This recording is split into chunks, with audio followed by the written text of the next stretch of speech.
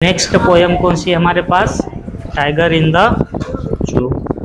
तो पोयम पढ़ने से पहले क्या चीज दिया हुआ है उसको देख लेते हैं। This poem contrast a tiger in the zoo with the tiger in its natural habitat. तो यहाँ पर जो है दो टाइगर के बारे में बताया गया है।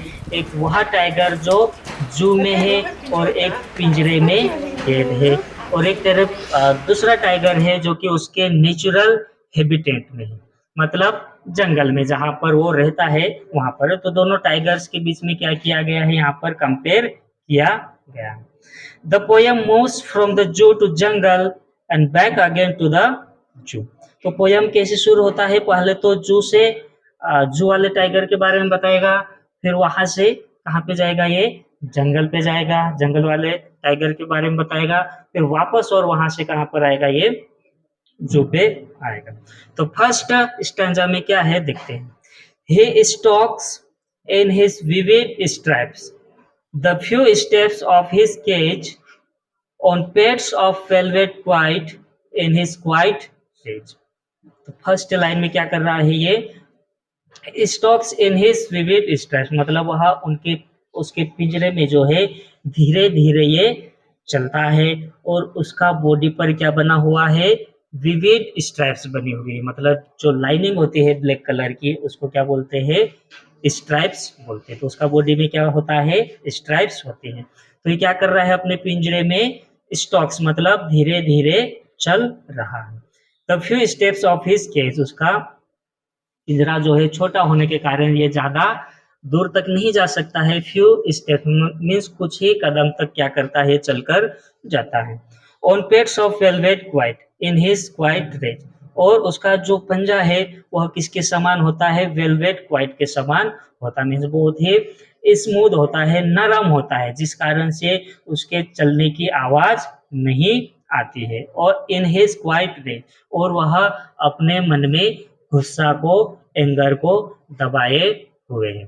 तो फर्स्ट स्टैंजा में क्या सीखा हमने कि जो टाइगर है वो क्या कर रहा है, धीरे धीरे मूव कर रहा है ना, चल रहा है, और उसका जो पेट्स है, पंजा है, वह कैसा है, स्मूथ है, मीन्स चलने की आवाज यहाँ पर नहीं आती है। और वह अपने मन में क्या छिपाए रखा है, ये गुस्सा को छिपाए रखा है। समझ में आया?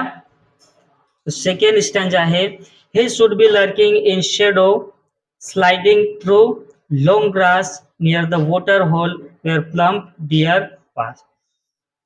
तो सेकेंड स्टैंजा जो है एक जंगल वाले टाइगर के बारे में बतलाता है कि इस टाइगर को जो है कहाँ पर होना चाहिए, जंगल में होना चाहिए। He should be lurking in shadow sliding through long grass, जंगल में जो बड़ी बड़ी घास होती है वहां पर छिपकर इसको जो है अपने शिकार का इंतजार करना चाहिए। कहाँ पर बैठकर, जो बड़ी बड़ी घास होती है वहां पर छिपकर अपने शिकार का इंतजार करना चाहिए। Near the water hole where plump deer park, कहाँ पर बैठकर इसको अपने शिकार का इंतजार करना चाहिए, एक वाटर होल के किनारे में, जो पानी का जो स्रोत होता है, नदी होता है या तालाब होता है, उसके पास में बैठकर, जहाँ पर जो है डियर है, हिरन है, या कोई भी एनिमल्स जो है पानी पीने के लिए आता है, तो ये क्या करना चाहिए, घास में बैठकर उसके शिकार का इंतजार करना चाहिए, है ना।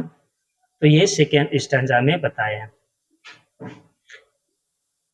He should be snarling around houses at the jungle's edge, bearing his white fangs, his claws, terrorizing the village।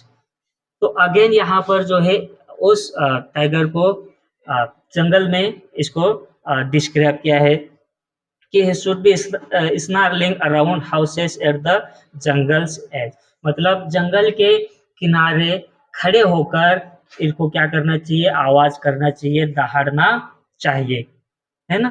Bearing his white fangs his claws, है ना, और आवाज करते हुए उसके जो वाइट फैंग्स है, मतलब जो बड़े वाइट कलर के दांत है, और उसके जो क्लॉज है, पंजे है, वह दिखाते हुए, और गांव के लोगों को डराते हुए क्या करना चाहिए, इसको जंगल के किनारे से होकर दहाड़ना चाहिए। क्यों दहाड़ना चाहिए? क्योंकि गांव के लोग क्या कर सके, इसकी आवाज सुनकर डर सके, डर जाए, और डर जाने के बाद क्या करेंगे, ये जंगल का नाश नहीं करेंगे, जंगल में किसी भी प्रकार का हस्तक्षेप नहीं करेंगे, है ना। तो क्या करेगा, दहाड़ने के पीछे इसका क्या उद्देश्य है कि वो उसका जो घर है, रहने का घर कौन सा, उसका जंगल ही है ना, तो उसके घर की रक्षा ये कर सके। तो ये है मतलब।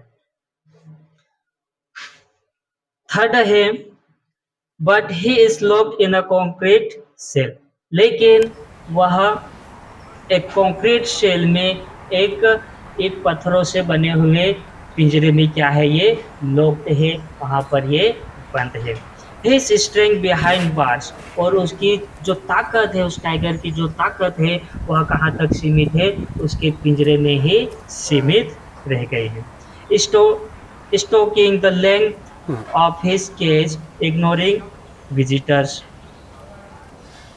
तो अपने केज में उनका जो पिंजरा है, वहां पर क्या कर रहा होता है, ये स्लोली मूव करता है, चलता है, घूमता है, फिरता है, और जो विजिटर्स होते हैं, जो लोग देखने के लिए जाते हैं, उनको क्या करता है, ये इग्नोर करता है, मीन्स नजरअंदाज कर देता है, उनकी तरफ ध्यान नहीं देता है।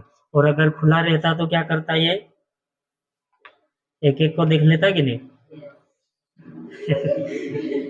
एक एक को देख लेता, लेकिन यहाँ पे क्या है, उसकी सारी ताकत कहाँ पर है, उस पिंजरे के अंदर ही सीमित है।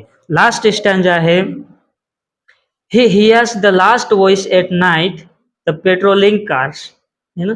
लास्ट स्टैंजा में बताया गया है कि लास्ट वॉइस जो है, आखिरी आवाज वह किसकी सुनता है, पेट्रोलिंग कार्स की, मीन्स वहाँ पर जो के केयरटेकर होते हैं, जो देखभाल करने वाले लोग होते हैं, वो क्या करते हैं, कार लेकर जो है वहाँ पर आते हैं कि कोई गेट, किसी जानवर का गेट खुला तो नहीं रह गया है, या कोई विजिटर अंदर तो नहीं रह गया है, ये सारी चीज़ चेक करने के लिए आते हैं। तो ये टाइगर क्या करता है, उस गाड़ी का, उस वाहन का आखिरी आवाज़ ये सुनता है।